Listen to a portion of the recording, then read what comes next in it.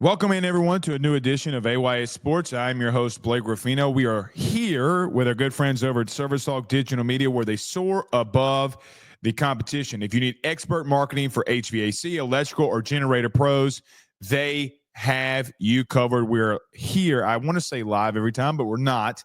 But we are here in their awesome and amazing studio. And I am so gracious for Lee and Justin and the gang for letting us come here and talk about some LSU sports and some just sports in general. Every one of these special editions are brought to you by our good friends over at Craig's Electrical and Generators. When it comes to keeping the lights on, Craig's Electrical and Generators has been the trusted name for generator installations and maintenance for years. And now they are bringing that same top-tier service for your AC maintenance. That's right. Craig's can now keep both your generator and AC system running smoothly, so you're never left in the heat or the dark. Don't wait until it's too late. Schedule your maintenance today by giving them a call at 504-290-0183.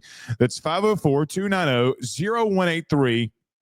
Now, and experience the reliable service that Craig's is known for. Let them know that you heard it over at Service Talk Digital Media and AYS Sports. All right, we got lots to talk about. So we are a little bit more than a week, 2 weeks into spring football here. And there's a couple of things that I think that we want to run to before. Yes, and we will talk a little bit about baseball here at the end, but we'll talk a lot about it tonight on the live show. But there are a lot of things that I do want to get to here when it comes to spring football. There are a couple of things that I want to see a little bit differently going into more of the week 2, week 3, whatever you want to clarify it as. And I want to go on both sides of the football here. First, I want to start off offensively on some just different things that I think LSU has got to improve in. Number one, I want to see now that Josh Thompson, who is coming in from Northwestern, the big transfer out of Northwestern, one of the best interior offensive linemen in the transfer portal, I want to see how quickly they can get him some reps and some snaps, especially in the interior. I do believe that Weston Davis is going to continue to get this entire spring football period to see what we have there with him at right tackle. Guys, we mentioned in the last practice report that there had been some issues that I had seen with the interior offensive line, even though I do think that DJ Chester, for what it's worth, in my humble opinion, has gotten a lot better at center. He looked a lot better. I mean, it looked like he put on some strength, kind of was a little bit quicker off the ball. Snaps were really good. We need to see LSU here in the spring as much as we can. What do they look like with Josh Thompson, right guard, left guard, whatever it is? And I also, hopefully in the next couple of days, next couple of practices, some of these young guys like Carius Kerner, Solomon Thomas can start taking some reps with the ones and twos, and we get a lot more better of a look of them when it comes to what LSU has in the interior offensive line. I would not even mind seeing Braylon Moore go in at center, and if you move DJ Chester over to guard, I just think that there needs to be a constant shuffling at the interior of the offensive line. I am okay with a 5-star guy in Weston Davis staying at right tackle and you just really trying to focus in on with him a talented offensive lineman. You want to continue to get those reps with him and get him ready for not only fall camp, get him ready for the summer, but get him ready for that opening game against Clemson. I'm fine with that. I think Tyree Adams has by far been overall this spring your best offensive lineman. And I think that you're fine at left tackle. What I think that for me, when I look at this team, when I look at LSU, last year you could not run the football. And we all know that, and we've spent a lot of time on that.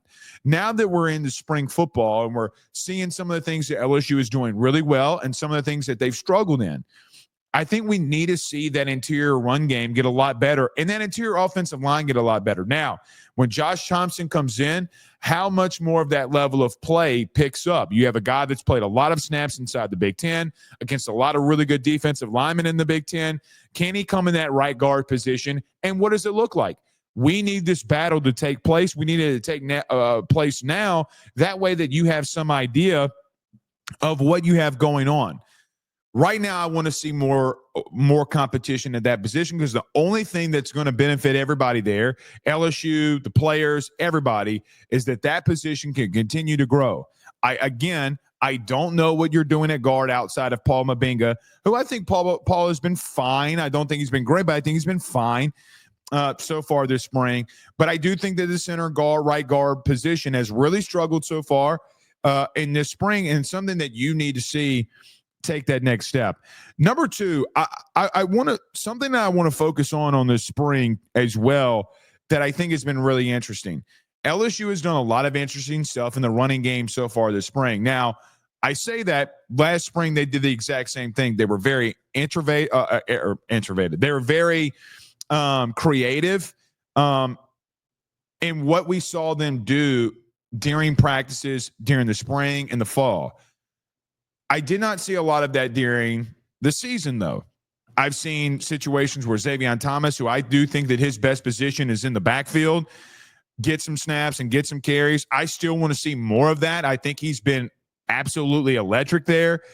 But it's going to be interesting to see this spring if they continue to do something. Brian Kelly said something very interesting the other day in his press conference, and I've kind of been waiting to hit on it just because I want to see more of what he was kind of talking about. In his press conference, Brian Kelly said, and I'm paraphrasing here, he was talking about Caleb Jackson and Caden Durham, and he says they're getting used to running the football through a new system, a new way of things.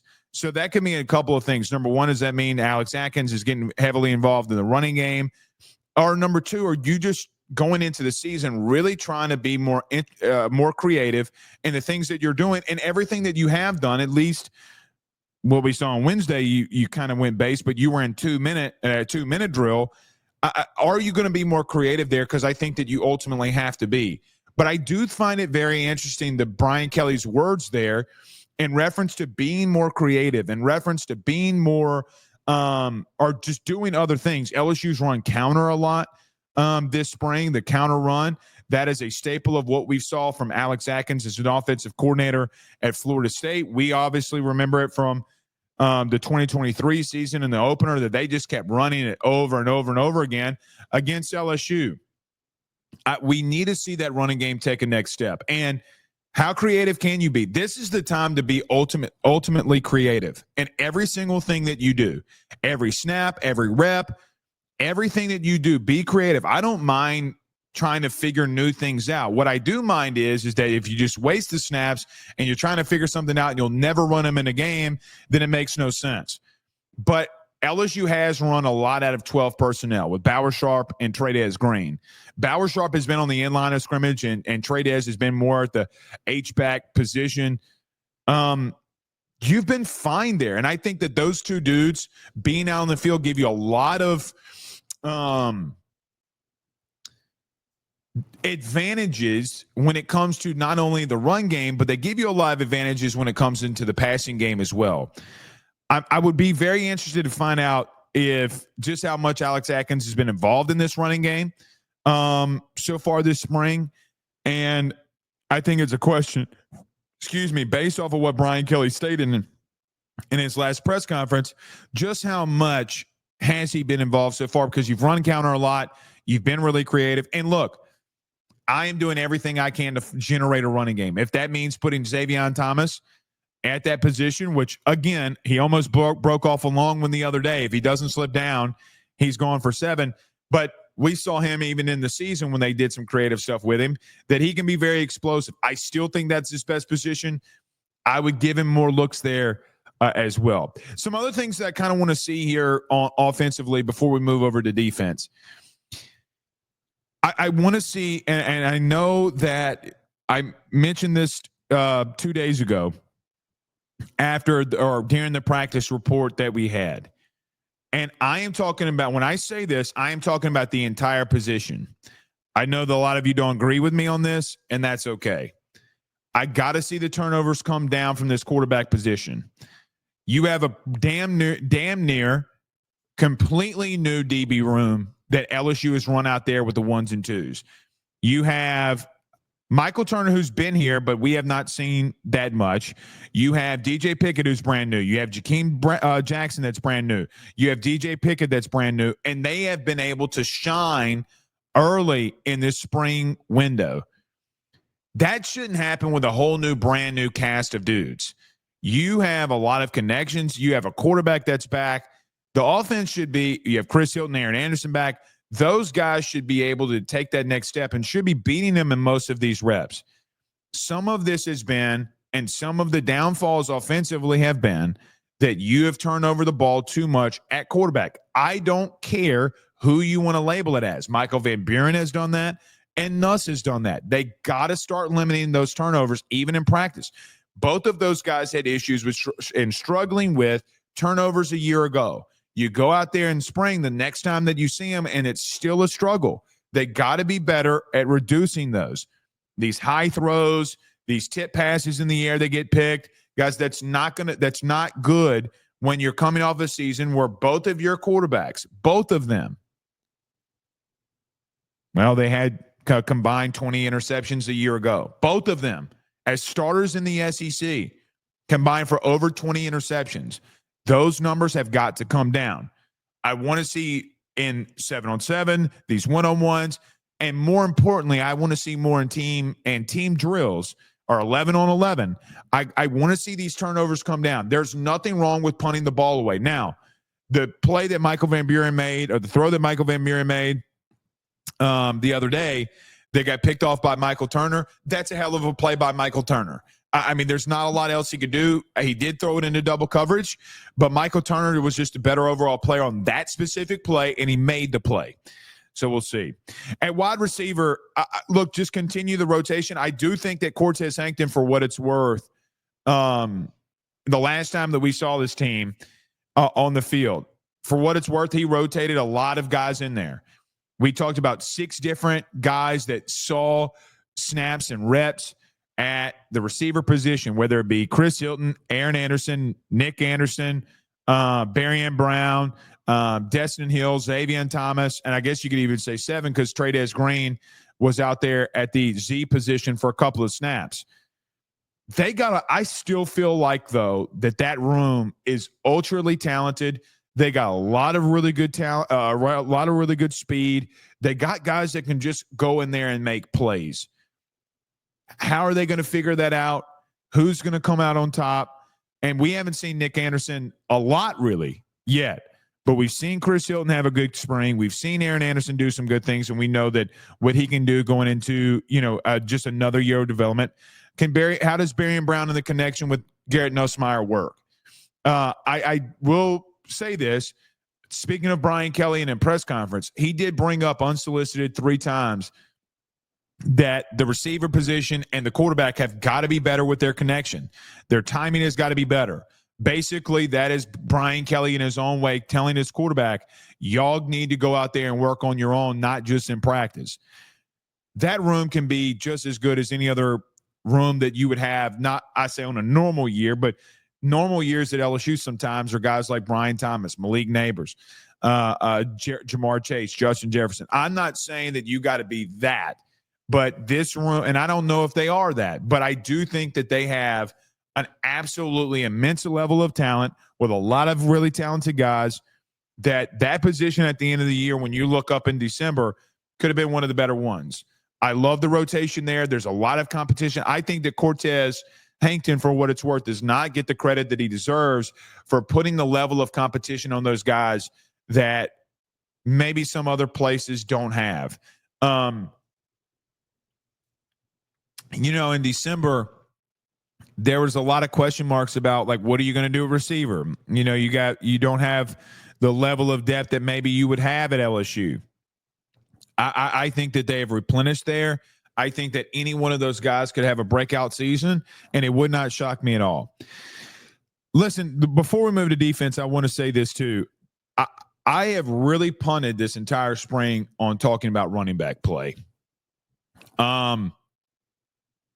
I don't know what to make of them at the current moment.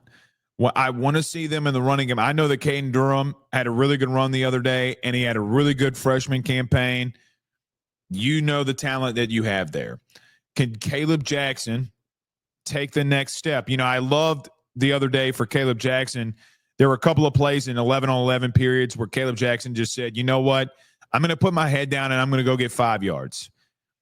So you need somebody that can do that. And during the offseason, I called for LSU to go get another running back that would just be a bell cow and that would put their head down and go get 4 yards and go get tough, brutal yardage so that, like, hey, if you get 4 yards on a first down run because you put your head down and you ran somebody over, instead of being in 2nd and 9 or 2nd and 10, you're in 2nd and 6, 2nd and 5 situations. The entire playbook is open for you at that point.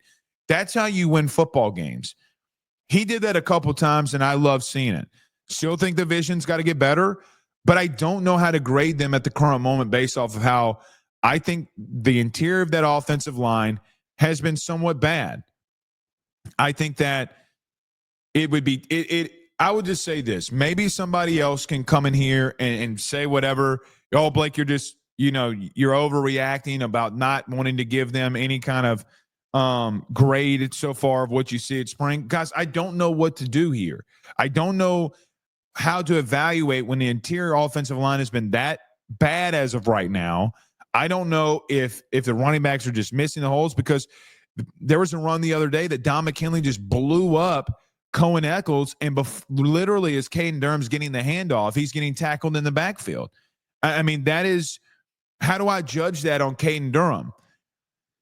I look at that room and feel that they could really be great. Like, I feel like they could really be good with Caden Durham, Caleb Jackson, and even Harlan Berry that comes in there. I do think that I pray to God that this thing with Trey Holly works out and that he can come back, because I think you need as much talent as you can there. I think you need as much guys that can get reps there as you can. But, man, I look at Harlan Berry as an example, okay? What can you do with him in the passing game? Something that I did not bring up because we didn't talk about running backs a lot. I want to spend time here.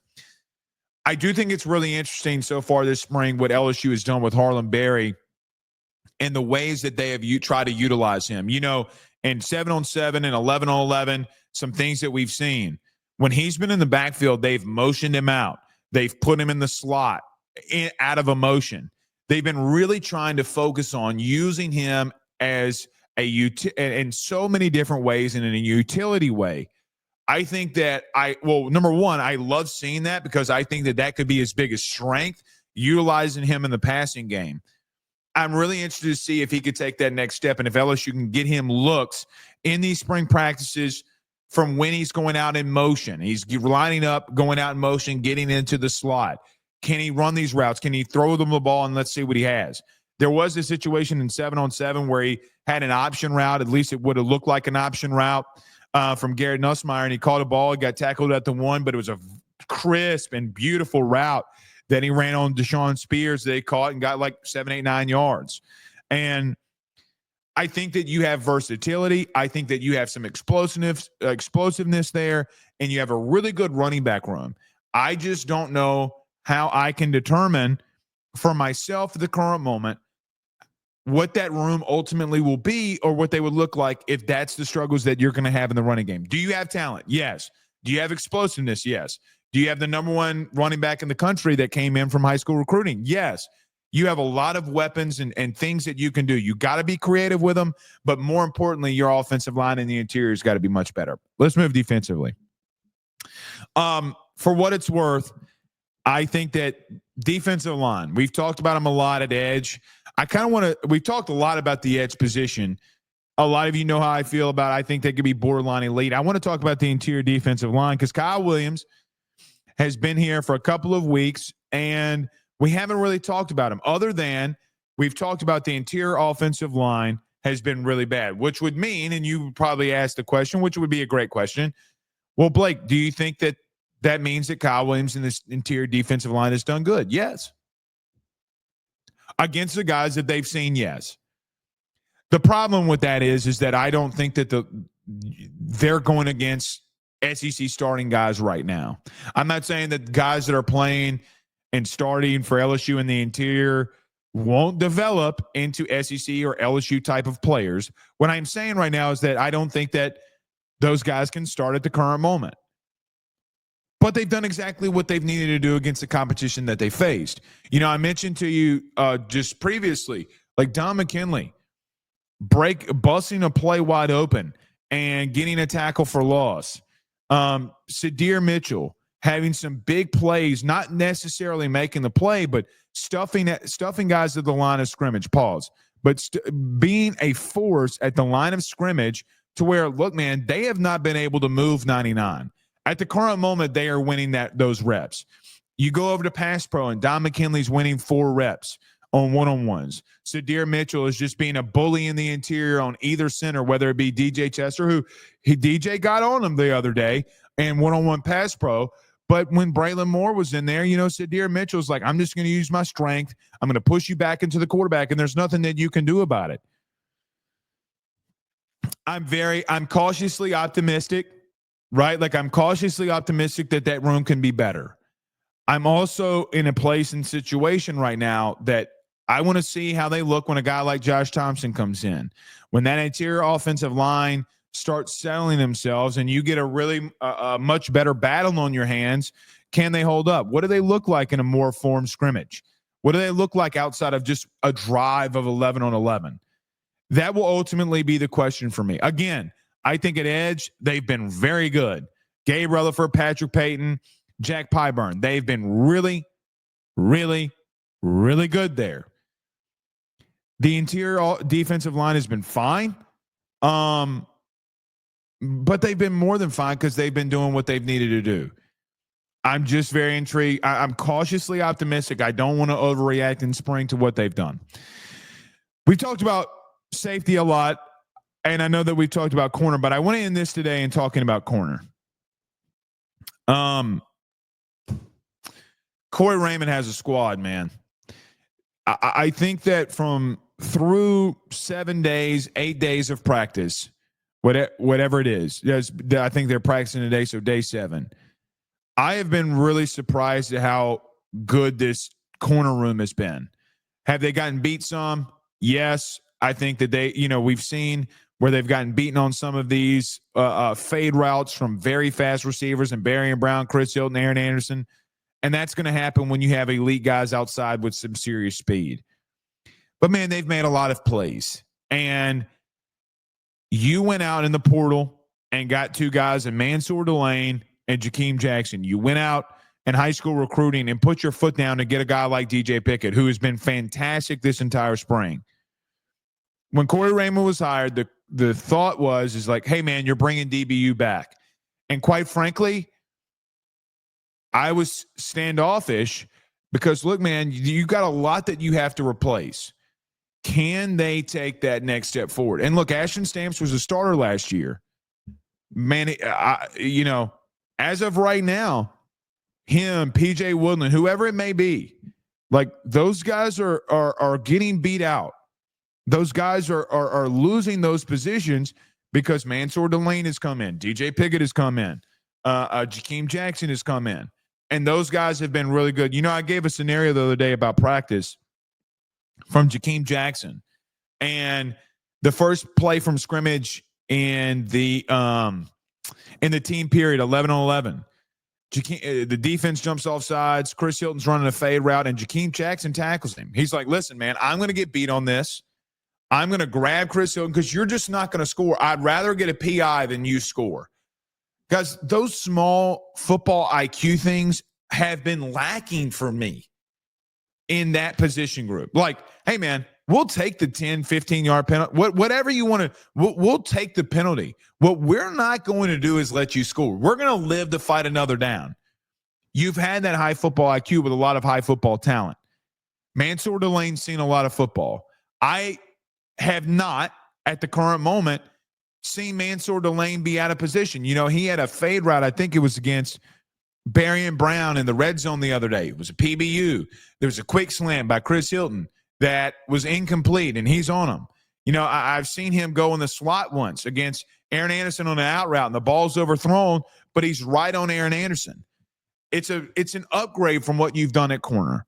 And it's very relieving to see that the battles that you're having, like I think of 2023 as an example, like it was an outright slaughtering that you had on your hands with Jaden, Malik, and Brian.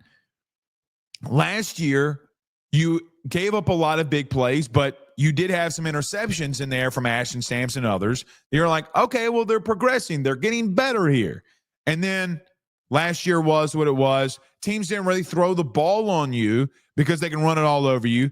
But when they did throw it on you or they wanted to, a.k.a. Baylor at the end of the year with Sawyer Robertson, They just tossed it around and they didn't give a damn. And you got beat over and over and over and over and over again. Can you figure that position out? I think that you have. Last but not least, linebacker. I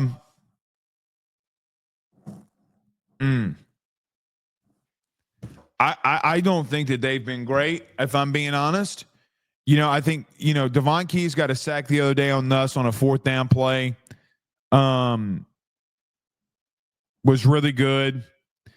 Guys, they've really been beaten a lot in pass in coverage. Every time I look up, and there's a reason for that. Because when we're walking out of practice and we keep saying this tight end room has been exceptional, a lot of times it's been because that linebacker room's been in coverage on them. Hadn't been great. They've been fine in the running game because I think the interior offensive line has just struggled, and it hasn't manifested itself there. When it comes to what I've seen from them in coverage, I get a little worried because you do have 2 tight ends that are athletic freaks and guys like Bauer Sharp and Trey'Dez Green. But, man, it's just like you're going to face some good guys that you'll see in the slot, and that you'll face good running backs that you'll have to be on in coverage. You'll face some physical guys at tight end. Whit Weeks is not there. Harold Perkins is not there. Look, it is just of my opinion. I know I'm going to get pushback on this. I don't think the linebacker room's been great. I think it's been maybe average right now. They have really gotten it taken to them in the passing game. Really have gotten it taken to them. I know that, again, as I say, you got 2 super freaks at tight end. Super freak. She's a super freak. Super freaky. Not like the song. They are that good. They are that good.